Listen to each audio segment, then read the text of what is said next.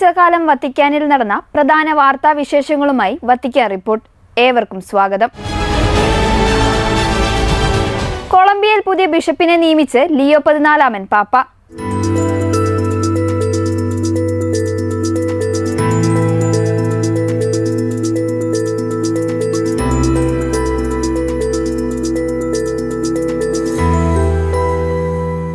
കൊളംബിയയിലെ Jericho രൂപതയിൽ പുതിയ ബിഷപ്പിനെ നിയമിച്ച് ലിയോ 14 പാപ്പ. പ്രശസ്ത ദൈവശാസ്ത്രജ്ഞനും വിദ്യാഭ്യാസ വിദഗ്ധനുമായ ഫാദർ ഡിയാഗോ ലൂയിസ് റെനണ്ടനെയാണ് മാർപ്പാപ്പ പുതിയ ബിഷപ്പായി നിയമിച്ചത്. 2013 മുതൽ രൂപതയെ നയിച്ചിരുന്ന മോൺസിഞ്ഞോർ നോയൽ അന്തോണിയോ ലോണ്ടോണോയ്ക്ക് പകരക്കാരനായാണ് ഇദ്ദേഹം ചുമതലയേൽക്കുന്നത്. കാനോൻ നിയമപ്രകാരം 75 വയസ്സ് പൂർത്തിയായതിനെ തുടർന്ന് മുൻ ബിഷപ്പ് സമർപ്പിച്ച രാജി മാർപ്പാപ്പ സ്വീകരിക്കുകയായിരുന്നു. 1915 ജനുവരി 29 ബെനഡിക്ട് 15 മാർപ്പാപ്പ സ്ഥാപിച്ചതാണ് ജെറിക്കോ രൂപത. കൊളംബിയൻ കത്തോലിക്ക സഭയുടെ ചരിത്രത്തിൽ ഈ രൂപതയ്ക്ക് സവിശേഷമായ സ്ഥാനമുണ്ട്. രാജ്യത്ത് ജനിച്ച ആദ്യ വിശുദ്ധയും മിഷണറീസ് ഓഫ് മേരി ഇമാക്കുലേറ്റ് സന്യാസിനി സമൂഹത്തിന്റെ സ്ഥാപകയുമായ വിശുദ്ധ ലൗറ മോന്തയുടെ ജന്മസ്ഥലം ഇതാണ്. ഇതോടൊപ്പം പ്രദേശത്ത് വിശ്വാസികൾക്ക് ആത്മീയ പ്രചോദനമായി നിലകൊള്ളുന്ന വാഴ്ത്തപ്പെട്ട ജുവാൻ ബാറ്റിസ്ത, വാഴ്ത്തപ്പെട്ട ജൂസസ് അനബൽ ഗോമസ് എന്നിവരും ഈ മണ്ണിൽ നിന്നുള്ളവരാണ്. പുതിയ ബിഷപ്പിന്റെ നിയമനത്തിൽ ജെറിക്കോ രൂപത ഒന്നടങ്കം വലിയ സന്തോഷവും ആത്മീയ പ്രത്യാശയും പ്രകടിപ്പിച്ചു. പുതിയ ബിഷപ്പ് ഔദ്യോഗികമായി ചുമതലയേൽക്കുന്നതുവരെ അയൽ രൂപതയായ കൽദാസിലെ ബിഷപ്പ് മോൺസിനോർ ജുവാൻ ഫെർണാണ്ടോ ഫ്രാങ്കോയെ രൂപതയുടെ അപ്പസ്തോലിക് അഡ്മിനിസ്ട്രേറ്ററായി മാർപ്പാപ്പ താൽക്കാലിക ചുമതല ഏൽപ്പിച്ചിട്ടുണ്ട്. 1967 ജൂൺ 3 കൊളംബോയിലെ അന്ത്യോക്യ പ്രവിശ്യയിലാണ് ഫാദർ ഡിയാഗോ ജനിച്ചത്. സാന്റാ റോസ ഡി ഒസ സെമിനാരിയിൽ നിന്ന് വൈദിക പഠനം പൂർത്തിയാക്കിയ അദ്ദേഹം 2000 നവംബർ 21 പൗരോഹിത്യം സ്വീകരിച്ചത്. വിദ്യാഭ്യാസ രംഗത്ത് കടുത്ത പാണ്ഡിത്യമുള്ള വ്യക്തിയാണ് പുതിയ ബിഷപ്പ്.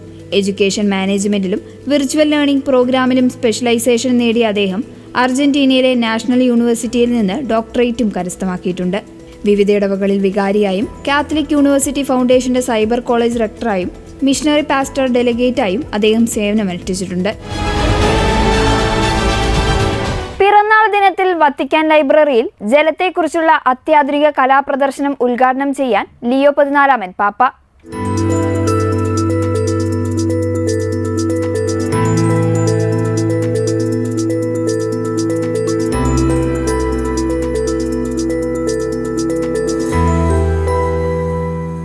വത്തിക്കാൻ അപ്പസ്തോലിക് ലൈബ്രറിയിൽ സെപ്റ്റംബർ 14 ആരംഭിക്കുന്ന അതിനൂതന സമകാലിക കലാപ്രദർശനം ലിയോ 14 പാപ്പ ഉദ്ഘാടനം ചെയ്യും. ജലത്തെ പ്രകൃതിയുടെ അത്ഭുതമായും അതേസമയം തന്നെ അതൊരു മഹാദുരന്തമായും ചിത്രീകരിക്കുന്ന അക്വ കട്ടോസ്ട്രോഗ്രാഫി വണ്ടർ എന്നാണ് പ്രദർശനത്തിന്റെ പേര്. മാർപ്പാപ്പയുടെ 71ാം ജന്മദിനമായ സെപ്റ്റംബർ 14 തന്നെയാണ് അദ്ദേഹം ഈ പ്രദർശനം നാടിന് സമർപ്പിക്കുന്നതെന്നത് ഈ ചടങ്ങിന്റെ സവിശേഷത വർദ്ധിപ്പിക്കുന്നു. ഫ്രഞ്ച് കലാകാരൻ JR, American typographer Bill Moran, Italian chef Fulvio Pierangelini എന്നിവരുടെ വിസ്മയിപ്പിക്കുന്ന സൃഷ്ടികളാണ് പ്രദർശനത്തിൽ അണിനിരക്കുന്നത്. വത്തിക്കാൻ ലൈബ്രറിയുടെ ആർക്കവൈസ്റ്റും ലൈബ്രറിയനുമായ ആർച്ച് ബിഷപ്പ് പ്രദർശനത്തെക്കുറിച്ച് വ്യക്തമാക്കിയത് ഇങ്ങനെയാണ്: നമ്മുടെ ഭൂതകാലത്തെയും ഭാവി കാലത്തെയും പരസ്പരം ബന്ധിപ്പിക്കാൻ മാർപ്പാപ്പ എപ്പോഴും ആഗ്രഹിക്കുന്നുണ്ട്. നൂറ്റാണ്ടുകൾ പഴക്കമുള്ള വത്തിക്കാൻ ലൈബ്രറിയുടെ പൈതൃകവും സമകാലിക കലയും തമ്മിലുള്ള മനോഹരമായ ഒരു സംവാദത്തിനാണ് ഈ പ്രദർശനം വഴിയൊരുക്കുന്നത്. ഭൂതകാലവും ഭാവിയും പരസ്പരം സ്നേഹിതരെ പോലെ കണ്ടുമുട്ടുന്ന ഒരിടമായി ഈ പ്രദർശനം മാറും. 1475 സിക്സ്റ്റസ് 4 മാർപ്പാപ്പ സ്ഥാപിച്ച വത്തിക്കാൻ ലൈബ്രറി ലോകത്തിലെ തന്നെ ഏറ്റവും പഴക്കമേറിയതും സജീവവുമായ ലൈബ്രറികളിൽ ഒന്നാണ്. വിലമതിക്കാനാകാത്ത പുരാതന രേഖകൾക്ക് പുറമെ നവോത്ഥാന കാലഘട്ടത്തിലെ അപൂർവ ചിത്രങ്ങളും ശില്പങ്ങളും ഇവിടെ സംരക്ഷിക്കപ്പെടുന്നുണ്ട്. അടുത്ത കാലത്തായി സമകാലിക കലയെ പ്രോത്സാഹിപ്പിക്കുന്നതിൽ വത്തിക്കാൻ വലിയ താൽപ്പര്യമാണ് കാണിക്കുന്നത്. 2021 മുതൽ ആരംഭിച്ച ഈ പാരമ്പര്യത്തിന് തുടർച്ചയായാണ് ഈ പുതിയ ജലപ്രദർശനവും ഒരുങ്ങുന്നത്. സെപ്റ്റംബർ 14 മാർപ്പാപ്പ ഉദ്ഘാടനം ചെയ്യുന്ന ഈ പ്രദർശനം 2026 സെപ്റ്റംബർ 25 മുതൽ 2027 മെയ് 14 വരെ പൊതുജനങ്ങൾക്ക് സന്ദർശിക്കാവുന്നതാണ്. നമ്മുടെ ബലഹീനതയേക്കാൾ ശക്തമാണ് ദൈവസ്നേഹം. സന്ദേശവുമായി ലിയോ 14 പാപ്പ.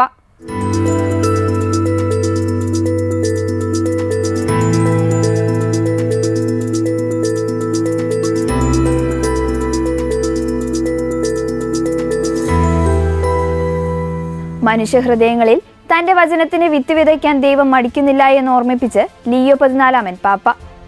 നമ്മുടെ ഉള്ളിലെ ബലഹീനതകളെക്കാൾ എത്രയോ ശക്തമാണ് ദൈവത്തിന്റെ സ്നേഹമെന്നും നമ്മളിൽ ഒളിഞ്ഞിരിക്കുന്ന നന്മകളെ തിരിച്ചറിയാൻ അവിടത്തേക്ക് സാധിക്കുമെന്നും മാർപ്പാപ്പ കൂട്ടിച്ചേർത്തു. Gesù stesso, il Verbo fatto uomo, che ha dato la vita per la nostra salvezza, è il seme che il Padre continua a spargere nel mondo, perché morendo porti molto frutto.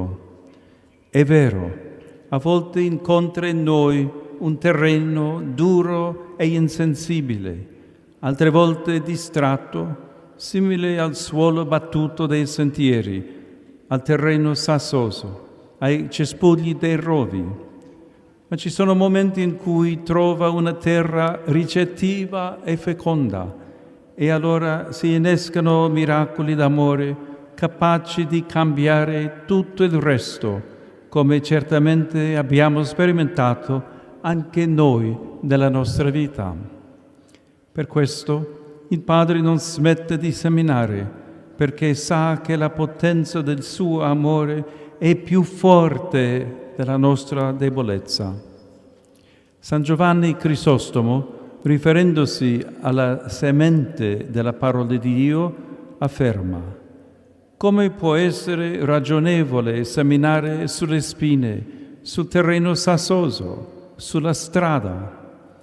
Nel caso dei semi e della terra non sarebbe ragionevole, mentre nel caso delle anime e degli insegnamenti ciò è molto lodevole, perché nelle mani di Dio è possibile che il luogo sassoso si trasformi e diventi terra fertile, che la strada non sia più calpestata e non sia esposta a tutti i passanti, ma sia terreno pingue, che le spine siano eliminate e i semi godano di una situazione di grande sicurezza. La generosità di Dio nei nostri confronti non è ingenua, ma sapiente, e sa cogliere in noi la possibilità di un bene di cui a volte nemmeno noi ci rendiamo conto. Per questo il Signore, che conosce del nostro cuore meglio di quanto noi stessi lo conosciamo, non smette di credere in quello che siamo e in quello che possiamo diventare giorno per giorno se con fede ci abbandoniamo a Lui. Così, dalla gratuità e dalla fiducia con cui il seme è sparso, e dall'umiltà e dalla disponibilità con cui è ricevuto, crescono in noi e si diffondono i frutti dello Spirito Santo, che sono, come insegna San Paolo, amore, gioia, pace, magnanimità, benevolenza, bontà, fedeltà, mitezza, dominio di sé. Quanto il nostro mondo ha bisogno di questi frutti, di esserne riempito e trasformato. Impegniamoci allora, specialmente in questi giorni di ferie, a dare spazio all'ascolto, alla lettura e alla meditazione della parola di Dio, coltivando assieme al riposo e al sano divertimento anche momenti significativi di silenzio e di preghiera.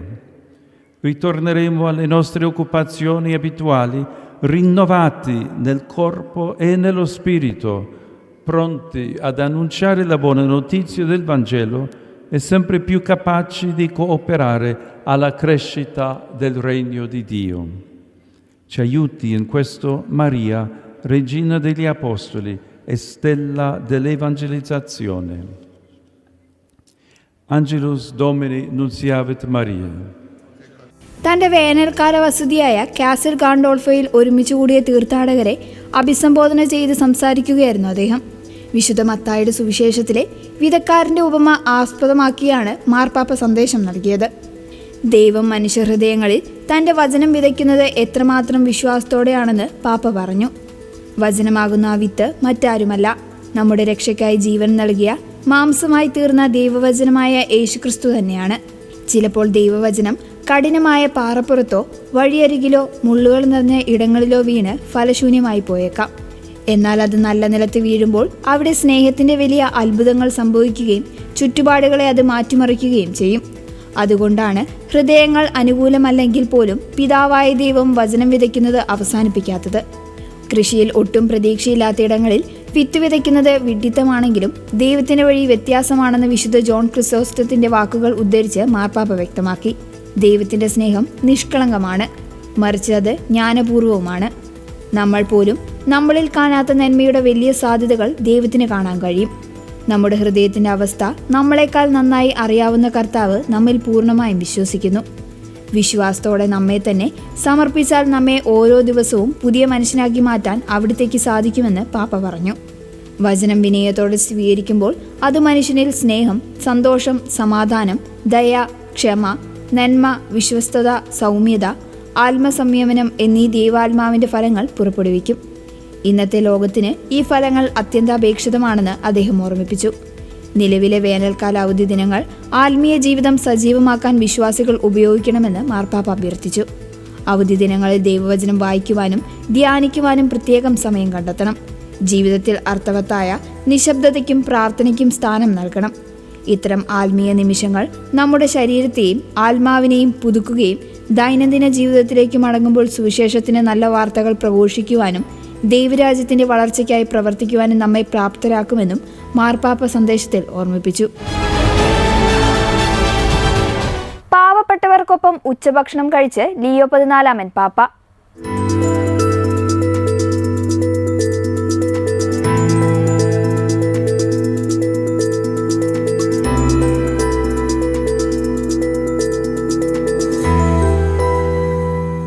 മുൻകൂട്ടി തയ്യാറാക്കിയ പ്രസംഗങ്ങളോ വലിയ പ്രഖ്യാപനങ്ങളോ അല്ല, മറിച്ച് നീതിക്കും യഥാർത്ഥ സ്നേഹത്തിനു വേണ്ടിയുള്ള ആഗ്രഹമാണ് തന്നെ ഇവിടേക്ക് നയിച്ചതെന്ന ഹൃദയസ്പർശിയായ വാക്കുകളുമായി ലിയോ 14 പാപ്പ കാസിൽ ഗാൻഡോൾഫോയിലെ പൊന്തിഫിക്കൽ ഗാർഡൻസിലുള്ള ബോർഗോ ലൗദാത്തോസിയിൽ വെച്ച് 200ഓളം വരുന്ന പാവപ്പെട്ടവരും സമൂഹത്തിൽ പാർശ്വവൽക്കരിക്കപ്പെട്ടവരുമായ ജനങ്ങൾക്കൊപ്പം പങ്കെടുത്ത പ്രത്യേക സ്നേഹവിരുന്നിലാണ് മാർപ്പാപ്പയുടെ ഈ പ്രതികരണമുണ്ടായത്.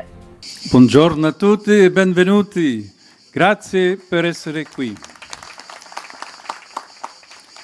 Sono venuto senza discorso, però con fame di giustizia, con fame di autentica carità, con fame per una Chiesa che veramente sa aprire le porte, accogliere, ricevere tutti, dove c'è amore per tutti e dove nessuno è nemico, dove tutti sappiamo vivere la riconciliazione, il perdono, la pace. Sapete molto bene che il Papa ha come titolo, fra diversi, Pontefice, costruttore di ponti. E noi oggi vorremmo anche fare un ponte con tutti voi, con le vostre famiglie e con la società nella quale vogliamo vivere, ma vivere con giustizia, vivere dove si possono eliminare le cause della povertà, dove si possono eliminare le cause delle ingiustizie che ancora esistono nel nostro mondo. Questa è la Chiesa che vogliamo essere e io ringrazio tutti voi e tutti coloro responsabili per organizzare questo bellissimo pranzo, questo evento, perché quando ci troviamo insieme, quando viviamo questo spirito di incontro tutti insieme alla mensa, l'unica mensa dove Gesù è anche presente con noi, stiamo veramente costruendo un mondo diverso, un mondo di speranza, un mondo che è luce in medio a questo mondo tante volte, questa realtà tante volte proprio rotto dalla violenza, dall'odio, dalla discriminazione. Lavoriamo insieme, cerchiamo di essere sempre questa esperienza di Chiesa, di giustizia, di pace, di amore. E allora chiediamo che il Signore ci benedica e benedica questo cibo, questa mensa comune che vogliamo condividere. Nel nome del Padre, del Figlio e dello Spirito Santo, scenda su di noi, Signore, la tua benedizione, su ognuno di noi e su questo cibo che adesso condivideremo, grazie alla generosità di tanti benefattori. Benedici le nostre famiglie, benedici tutti coloro che si trovano in difficoltà o in dolore, che possano anche loro trovare la pace, il perdono, la riconciliazione. E benedici, Signore, noi questi doni che riceviamo dalla tua provvidenza per Cristo nostro Signore. Amen. Buon appetito, benvenuti tutti. Rome രൂപതയുടെ വിവിധ സന്നദ്ധ സംഘടനകളുടെയും നേതൃത്വത്തിലാണ് സമൂഹത്തിന്റെ വിവിധ മേഖലകളിൽ ബുദ്ധിമുട്ടുകൾ അനുഭവിക്കുന്ന 200ഓളം പേരെ ഈ വിരുന്നിലേക്ക് ക്ഷണിച്ചത്. ഇതിൽ 40ഓളം കുട്ടികളും ഉൾപ്പെടുന്നു. പ്രകൃതി ഭംഗിയും ആത്മീയതയും നിറഞ്ഞ ഗാർഡനിൽ സമയം ചെലവഴിച്ച ശേഷമാണ് ഇവർ മാർപ്പാപ്പയ്ക്കൊപ്പം ഭക്ഷണത്തിനായി ഒന്നിച്ചിരുന്നത്. തയ്യാറാക്കിയ പ്രസംഗങ്ങളുമായല്ല ഞാൻ നിങ്ങൾക്ക് മുന്നിൽ നിൽക്കുന്നത്. എനിക്ക് വലിയ വിശപ്പുണ്ട്. അത് നീതിക്ക് വേണ്ടിയുള്ള വിശപ്പാണ്. പരസ്പരം യഥാർത്ഥ കാരുണ്യത്തിന് വേണ്ടിയുള്ള വിശപ്പാണ്. എല്ലാവർക്കുമായി വാതിലുകൾ തുറന്നിടുന്ന, ആരെയും ശത്രുവായി കാണാതെ എല്ലാവരെയും സ്നേഹിക്കുന്ന, പാപമോചനവും സമാധാനവും പങ്കുവയ്ക്കുന്ന ഒരു സഭയാകണം നമ്മുടേത്. മാർപ്പാപ്പ എന്ന പദവിക്ക് പാലങ്ങൾ പണിയുന്നവൻ എന്നാണ് അർത്ഥമെന്ന് അദ്ദേഹം ഓർമ്മിപ്പിച്ചു. ദാരിദ്ര്യത്തിന്റെ ആഴവും അനീതികളും ഇല്ലാതാക്കുന്ന ഒരു സമൂഹത്തെ കെട്ടിപ്പടുക്കാൻ ജനങ്ങളും സഭയും തമ്മിൽ ശക്തമായ പാലം പണിയുവാൻ ഈ ഒത്തുചേരലിലൂടെ സാധിക്കുമെന്ന് അദ്ദേഹം പ്രത്യാശ പ്രകടിപ്പിച്ചു. ലാറ്റിൻ school of higher education director general cardinal Fabio ബാജിയോയുടെ മുഖ്യ കാർമ്മികത്വത്തിൽ അർപ്പിച്ച വിശുദ്ധ കുർബാനയോടെയാണ് വിരുന്നിന്റെ ചടങ്ങുകൾ ആരംഭിച്ചത്. പ്രാർത്ഥനകൾക്ക് ശേഷം ഭക്ഷണം കഴിക്കുന്നതിന് മുൻപായി മാർപ്പാപ്പ അവിടെ ഒത്തുകൂടിയ എല്ലാവരെയും അവരുടെ കുടുംബങ്ങളെയും പ്രത്യേകം ആശീർവദിച്ചു. വിദ്വേഷവും വിവേചനവും കൊണ്ട് തകർന്നുകൊണ്ടിരിക്കുന്ന ഇന്നത്തെ ലോകത്തിൽ ഒരേ മേശയ്ക്ക് ചുറ്റും ഒത്തുചേരുന്ന ഇത്തരം ആർദ്രമായ നിമിഷങ്ങൾ പ്രത്യാശയുടെയും സമാധാനത്തിന്റെയും വെളിച്ചമായി മാറുമെന്നും മാർപ്പാപ്പ കൂട്ടിച്ചേർത്തു. യുദ്ധത്തിന്റെ ക്രൂരതകൾ അവസാനിപ്പിക്കണം. യുക്രൈനിൽ സമാധാനത്തിനായി ആഹ്വാനം ചെയ്ത് ലിയോ 14 പാപ്പ.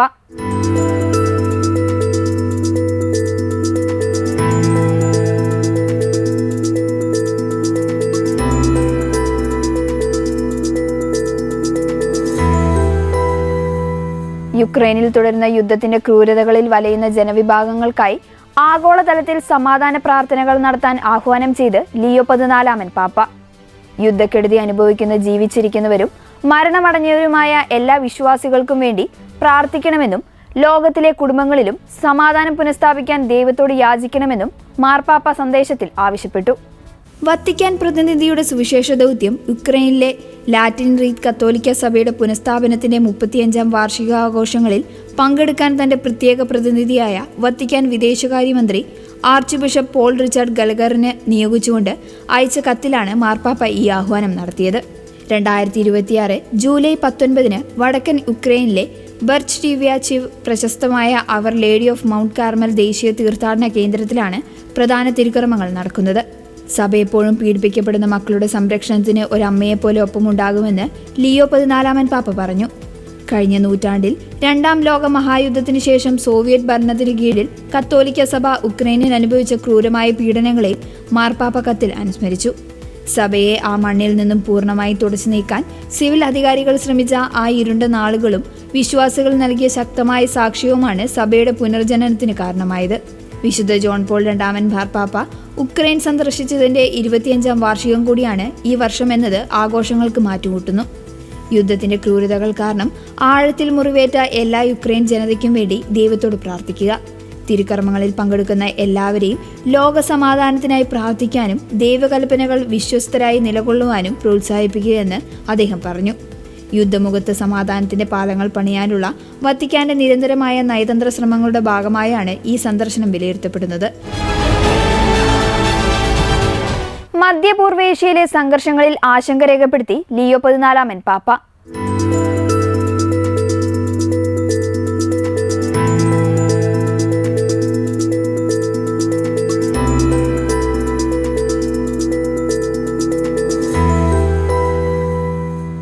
ലോകത്തിന്റെ വിവിധ ഭാഗങ്ങളിൽ വീശിയടിക്കുന്ന യുദ്ധത്തിന്റെ കാറ്റുകൾ പ്രത്യാശയുടെയും സമാധാനത്തിന്റെയും വെളിച്ചം കെടുത്തിക്കളയാൻ അനുവദിക്കരുതെന്ന് ആഹ്വാനം ചെയ്ത് ലിയോ 14 പാപ്പ. മധ്യപൂർവേഷ്യയിലെ പുതിയ സംഘർഷങ്ങളിൽ കടുത്ത ആശങ്ക രേഖപ്പെടുത്തിയ അദ്ദേഹം ചർച്ചകളുടെയും നയതന്ത്രത്തിന്റെയും പാതയിലേക്ക് ലോകരാഷ്ട്രങ്ങൾ അടിയന്തരമായി മടങ്ങി വരണമെന്ന് ആവശ്യപ്പെട്ടു. Cari fratelli e sorelle, saluto gli abitanti di questo bel borgo Castel Gandolfo. nel quale sto trascorrendo alcuni giorni di ristoro, e accolgo con gioia tutti voi pellegrini da ogni parte del mondo.